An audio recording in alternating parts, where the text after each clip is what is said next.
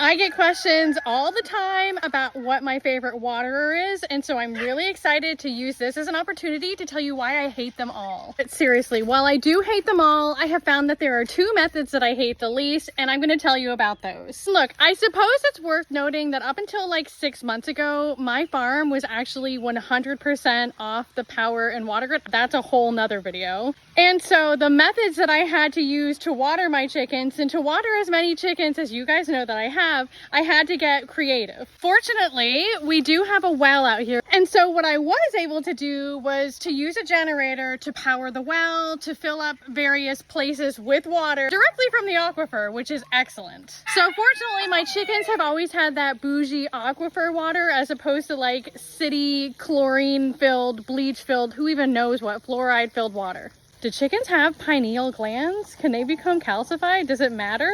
In the beginning of my chicken keeping career, I was always looking for how can I give them the maximum amount of water so that I have to refill the waters like as little as possible, because it was a lot of work. It was a lot of work to get the generator going, to get the well pump going, to move the hose to wherever I needed the water at. For a period of time, I used these big couple gallon waters with the nipples on the bottom.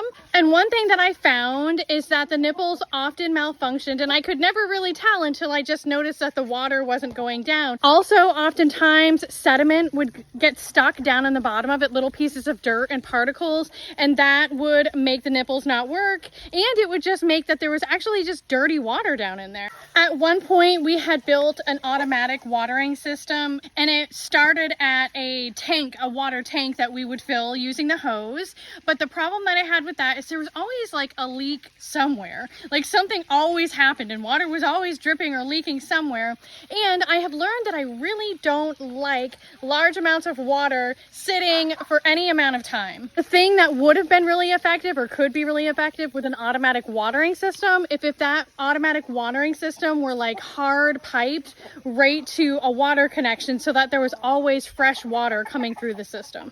Then we wised up for a period of time and got sick of using hoses all the time, and we made these little water barrel systems. This would actually be really cool as rain barrels too, if you had like gutters coming into the barrel and like a screen on top. But I've got free-range chickens, and the free-range chickens want to sit on top of the barrel, and that means that they poop on top of the barrel, and that means that all kinds of dirt and grime and stuff just finds its way in. It finds its way into the barrel. And here's the thing, I don't like standing water for long periods of time. I think that it harbors bacteria, not to mention I'm in Florida, it's sunny, it's hot. These barrels are black barrels. Black is the way to prevent the sunlight from getting in there and to prevent algae from growing. But even still, I just felt like water sitting in these big containers, water sitting any longer than a couple days, I feel like harbors some nasties. Free range chickens, for example, drink out of these buckets, and can I tell you that I cleaned these yesterday? See, look, I'll prove it to you. You see? This is just the Florida sunlight in one day. Yuck. I have found that there are like two methods for watering that I hate the least. I do really like these waterers. I really like these little watering cups, and I really like that the lid seals all the way. I mean, I still get some algae in here, so I still have to clean these regularly, and I still have to keep them out of the sunlight. But I actually like that they only hold a couple gallons of water, so that I need to refresh them and clean them probably every 2 days. And that's like at the most. Basically, I keep enough water where if I had to be away from the chickens for a day or so, they would be okay with food and water until I returned. I am a tremendous advocate for the fact that clean, fresh water is the most essential thing to our chickens' health and well-being. And so I'm okay coming out here every single day and refreshing and cleaning waterers to ensure the health of my flock. You gotta think that the watering hole is where everybody congregates, and you gotta think too that they're always pecking around in the dirt. There's always a little dirt around their face, and that anything that's on their face when they peck in the water is also falling into the water. And you're probably not gonna believe it, but these little little 1 gallon waters are actually my favorite. I do have some of the 3.5 gallon, although I rarely fill them all the way because they are heavy. But I like these waters for a couple reasons. One, like I said, I'm refilling waters every day, maybe even every other day.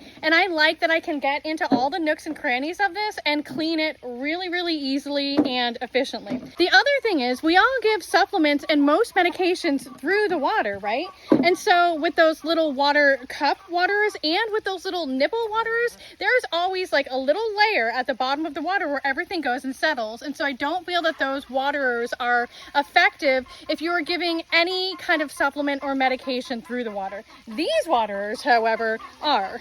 In those coupes where I do have the little cup waters, anytime I need to give any kind of medication or vitamins or something, I will always switch to these waters. Not to mention, they are like a perfect gallon. They're perfect for measurements of things. I honestly think that the chickens like them best too. However, one thing to note about these kind of waters is if you have like silkies or Polish, if you have Polish, these waters may not be great in the wintertime, for example, because they get their face all wet and messy in them. And that seems like a recipe for like freezing and frostbite. Cannot stress enough how much that is not a problem for me here in Florida.